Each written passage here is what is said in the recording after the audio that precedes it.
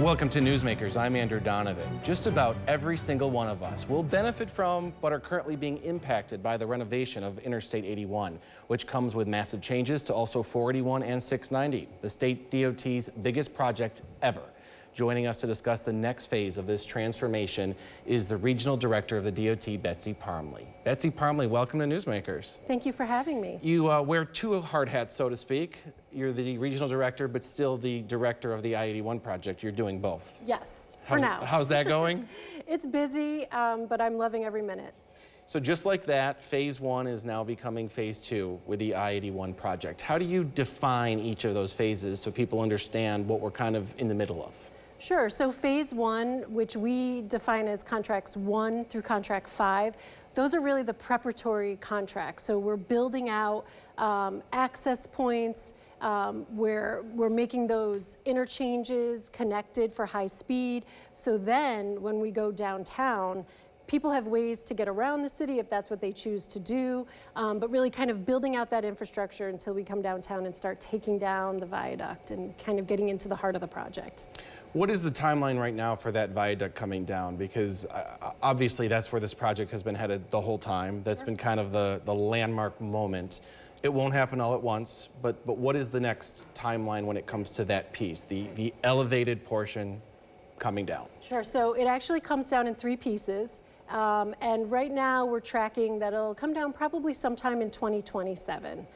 So we're getting closer and closer. We're inching along to getting to that point where we can really start to take down that hulking, aging infrastructure. And I think based on people knowing what demolition looks like in the past, that people are expecting this big implosion, but it's going to be done a lot more surgical than that, is what I've learned through this process. Yes, surgical is a great word. So we have a lot of environmental commitments as part of the project, and those are very specific in areas downtown where the viaduct is. So we'll actually be more or less, I'm kind of saying it in a very generalized way, we'll be sawing it and removing it and carting it away. We're not going to be jackhammering it or imploding it or something like that. Very surgical. In your announcement of phase 2, which is the first contract is contract 6, you shared the value of that single contract, which is about $2 billion just for that contract.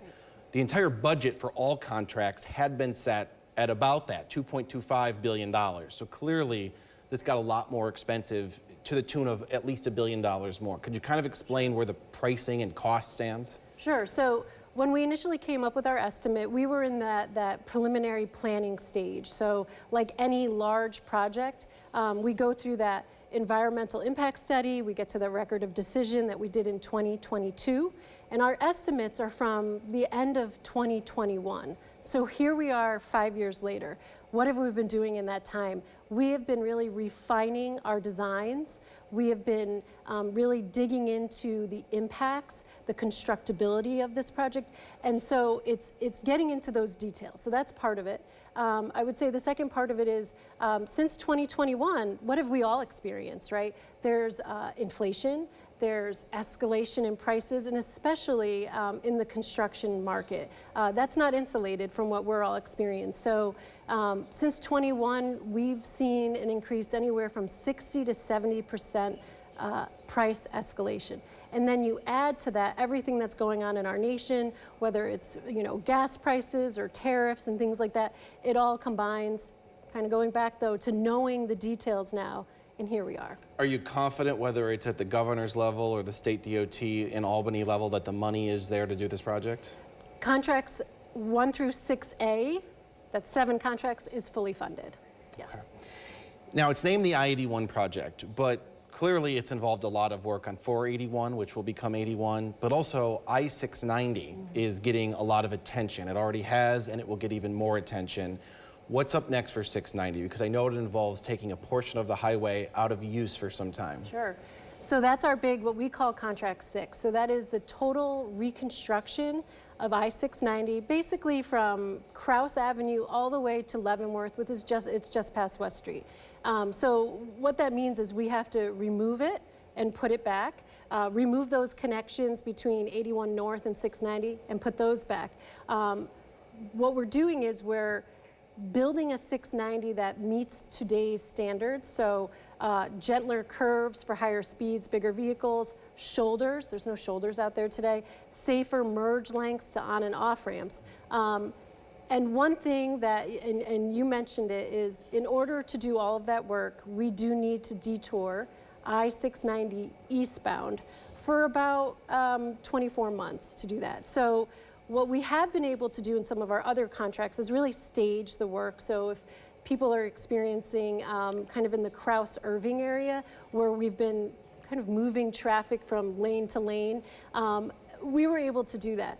Because of the sheer amount of infrastructure right where I-81 and I-690 meet, we're unable to do that staging. So 690 westbound traffic will be maintained the entire time. 690 eastbound from West Street to Krause will be detoured. But there will be a signed detour off of West Street to Genesee Street to Erie Boulevard, back on at Krause. It's a lot. And that's a big deal. I mean, people have been getting used to kind of the interruptions so far, whether it was at the interchanges or even 690 now, or in the harbor, you have a lot of work. But that's a big one, that people who use 690 East, whether it's their morning commute or evening commute, will have to get off 690 or not use 690 in one direction. Correct.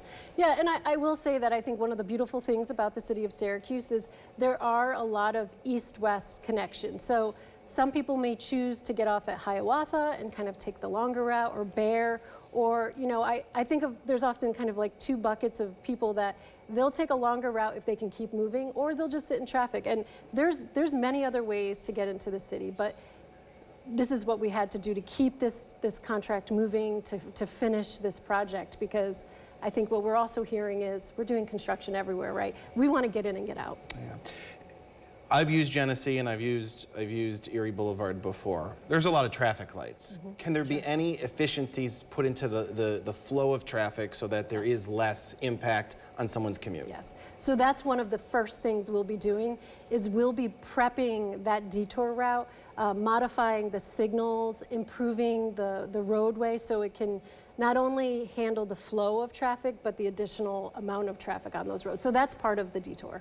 The DOT has promised and has been really good about keeping certain numbers of lanes open in all places at certain hours, including 690. What about this part of the reconstruction requires you to fully take out all of 690 East? Yeah, it's the sheer amount of infrastructure. So when you think about where we're talking, where I-81 meets 690 and all those ramps that fly over and under, we need to be able to safely take those down while we're maintaining some traffic. We just can't maintain it all.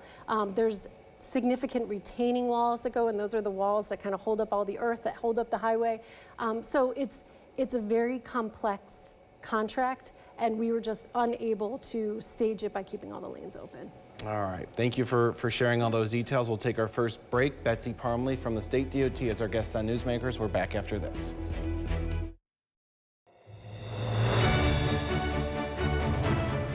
Newsmakers is back. Our guest this week is Betsy Parmley, the Regional Director of the State DOT here in the Syracuse area. It's a big job. She's overseeing a lot of projects, including the I-81 project, which is the largest project in State DOT history. Thanks for being here. I'm not sure how you retain all of these things without a single piece of paper in front of you. You see me, I have a library here, but it's good to have you, and you're always so informative, so we appreciate your time. Thank you. There's so much to talk about. I want to talk now about the changes to I-41. Those seem almost done. Is that a fair estimate, that 41 is almost ready to go? It will eventually become I-81 and be the formal truck route that if people are coming from Cortland County headed north or the other direction, that is 481 today, it will become I-81. That becomes I-81. So that's why we had all those contracts up in Cicero and down in the valley. That's so we could make that what I call that mainline connection. So if you're driving from Cortland and you're destined for Canada, it's a smooth transition. You just stay on the future I-81, and then you can just keep going. If you look closely, you see some signs that are covered up or hidden that are ready to go when that becomes I-81? What is the status of that formal redesignation, that renaming? So it's a process that goes through the federal government, and it is in process. We're getting closer every day, and that's why you see those signs. So when we get that go-ahead, we can just start removing the signs, and it becomes Business Loop 81 and I-81. Any idea what the process is? What are the daily updates looking like? I jokingly say it's somewhat of an act of Congress, actually. So it needs to go through different avenues in the federal government to get on basically different documentation, because we are removing I-81. It's all because of the removal of 81, going to street level, becoming Business Loop 81. Will GPSs for people catch up pretty quickly? They should. They should. We work closely with the mapping company, so it should transition. We're going to shift now. We're going to go into the city where West Street is going to get some major changes. And it's going to look a lot nicer. I've always thought it was kind of a wonky setup to begin with. Well, this isn't wonky. This is a beautiful intersection in the city. This is the rendering of what West Street's area will look like. Will you explain what we're looking at? Sure. So we're looking at the intersection of, I guess it's West Street and maybe Erie Boulevard. West Street is kind of like this super highway today. What we're doing instead is that West Street will come to street level, and it'll be now more of a reconnected community. So much more robust pedestrian access. The crossings will be safer, because again, that West Street today, it's kind of just a super highway right into our city. It feels like a highway, and if it doesn't feel like a highway, it feels like a ramp to a highway. You don't quite know where you are in the highway, but it's just a street, and you're turning into that, just a street. Right. And talk about the goal of this, the connectivity, the walkability. I mean, Armory Square's boundary seems to be West Street. It just seems like a great place to make that kind of improvement. Right, and so when we talk about the community grid, this is a perfect example of the community grid. So we're creating those access points where people are already destined to. So West Street is that perfect example, serving Armory Square and kind of the heart of our nightlife in the city of Syracuse. So this will be much more of a gateway into that area. Same with Krause and Irving and those new on and off ramps, serving the University Hill area. So these are all those gateways that we're building. I'm glad you mentioned Krause and Irving, because one thing I've asked you about before that I just find fascinating is the amount of work you're also doing to city streets. Yes, it's all taxpayer money, but in some ways, I feel like it's a state gift to the city, because you're working underground, you're putting in beautiful lighting. You're doing city streets as much as you're doing state highways. Sure. Yeah, I mean, in Contract 6 alone, I think we're reconstructing 25 local streets. And underground, there's so much infrastructure that we don't even talk about. Water mains, sewer mains, separating a combined sewer, like you said, decorative street lighting, trees, all because of the impacts that the project has. So we are doing a tremendous amount of local streets. North Clinton Street, up in the Inner Harbor, Krause and Irving, making that two-way so it's much more accessible for the largest employment hub in Onondaga County today. How's the work at the Inner Harbor? I've noticed the bridges continue to go up, the beautiful lettering that tell you what street it is above. Right. That contract is wrapping up at the end of this year, with maybe a little buttoning up in the spring of next year, but all we really have left is to finalize the Court Street Bridge. So we rebuilt Bear Street and Spencer Street. And you mentioned the beautiful lettering. In all my time working for the DOT, this is the first time I've heard people refer to bridges as beautiful. And I love it. I hear it all the time. I love it. I think they're beautiful. I think they're beautiful. Speaking of beautiful, I want to show you an entryway in the city of Rochester. This is a gate-like entryway right off of a state highway. I'm wondering who we can put requests into for the city of Syracuse to get something like this. That is beautiful. That is very neat. I think this is something we can talk to the city of Syracuse about and see what type of gateway features can be included. I know the city of Syracuse is very interested in that.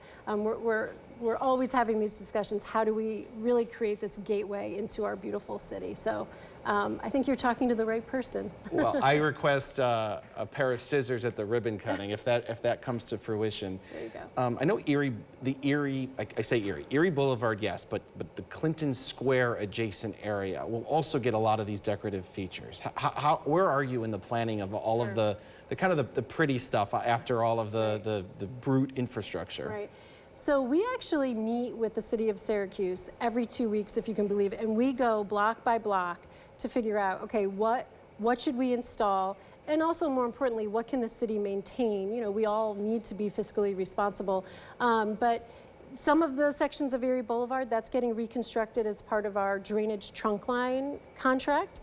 So we'll be putting in bump outs for parking, similar to what you see on Water Street downtown. Again, more street trees and things like that. And then in future contracts, like when we talk about Almond Street, we'll be focusing on those types of elements too, because that's what people experience, that's what people feel. So we are making sure we get this right. We're going to take another break because not only the I-81 project is on your to-do list, but everything else, all the normal DOT work, including work around the Micron site. We'll talk about that when Newsmakers continues on News Channel 9. Newsmakers is back. Our guest is the Regional Director of the State DOT, Betsy Parmley.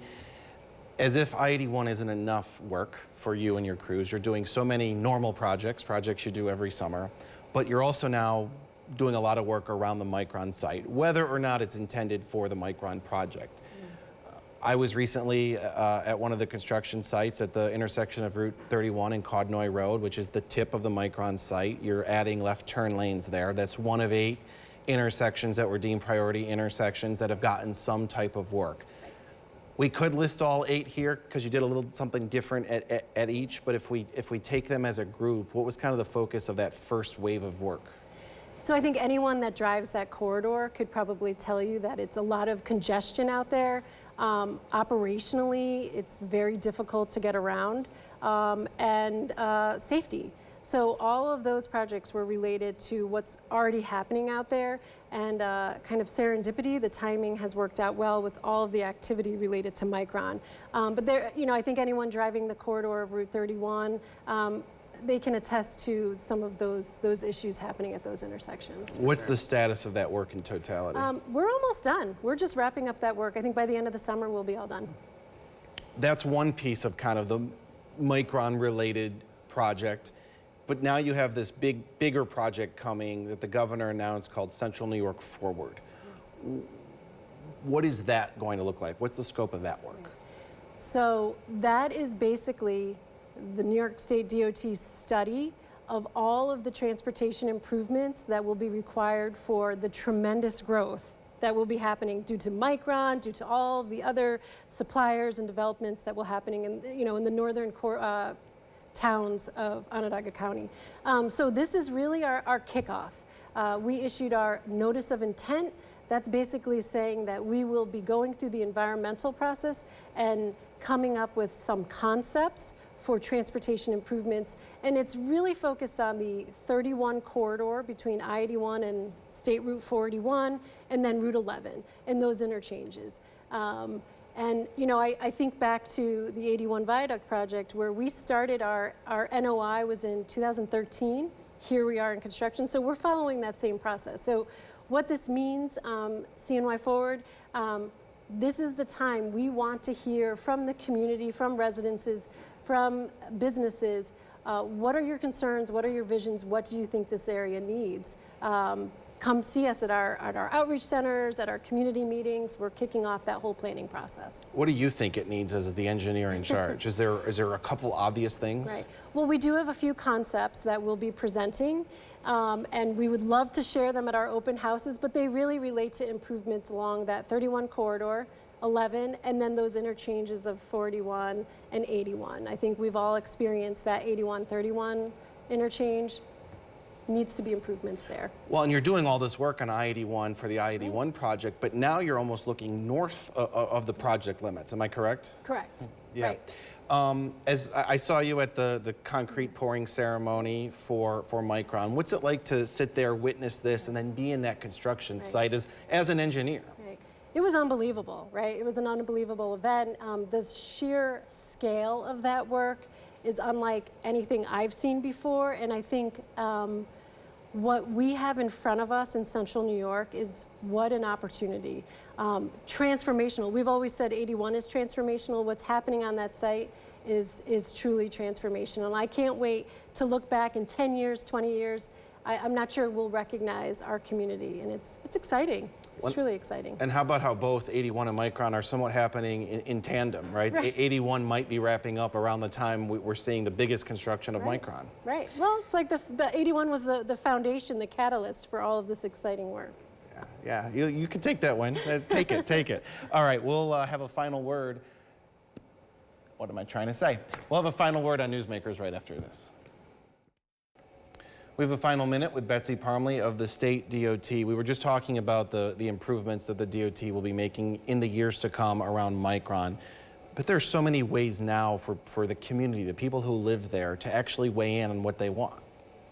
Yeah, so this is the time. We would love to hear from the community. We will have outreach centers. We will have community meetings.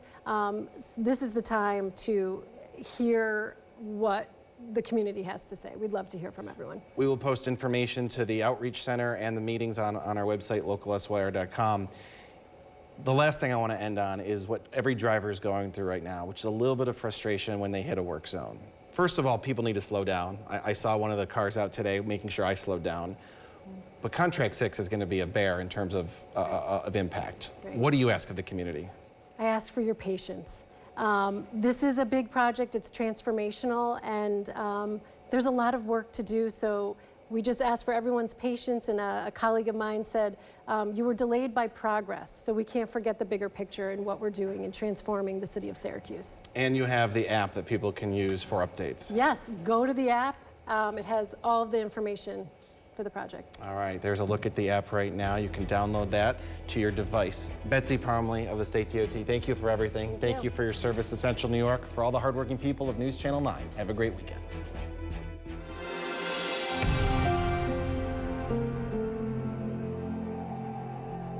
Download the WSYR Plus app on your TV to stream News Channel 9 for free. Just go to your smart TV, search WSYR Plus in the App Store, and download to start streaming today.